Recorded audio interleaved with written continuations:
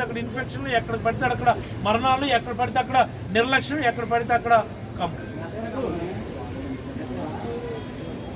ఈ ప్రభుత్వానికి నిజంగా చిత్తశుద్ధి ఉంటే ఇప్పటి వరకు కూడాను సోర్స్ ఆఫ్ ఇన్ఫెక్షన్ అనేది ఐడెంటిఫై చేసుకోలేకపోయింది. చాలా క్లియర్ కట్ కదా ఇది. వాటర్ ఏరియాస్, ఒక ఏరియాలో అవుట్ బ్రేక్ రావాలంటే కారణం వెరీ సింపుల్, వాటర్ కంటామినేషన్. దీనికి ఇంత పెద్ద రీసెర్చ్ అవసరం లేదు, పెద్ద రీసెర్చ్ అక్కర్లేదు.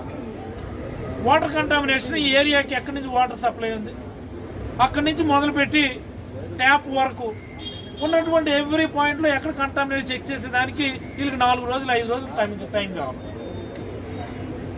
ఏంటిది నాకు అర్థమవుతుంది. అసలు పరిపాలన జరుగుతుందా ఈ రాష్ట్రంలో? గవర్నెన్స్ అనేది ఉన్నదా? యంత్రాంగాన్ని ఉపయోగించుకోవడం తెలియనటువంటి ముఖ్యమంత్రి కూడా ఒక ముఖ్యమంత్రేనా? బొమ్మ ఆయన.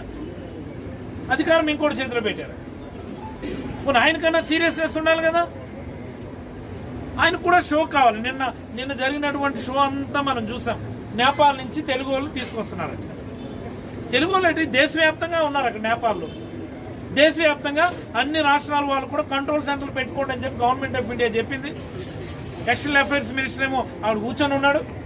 ఎక్స్టర్నల్ అఫైర్స్ సంబంధించినటువంటి అధికారులు దగ్గరుండి ఎవరికి వాళ్ళకి అటాచ్ చేస్తారు. దీనికి ఇందులో పెద్ద ఆర్టీజీఎస్లో కూర్చున్నవి. ఈ షో ఎందుకు?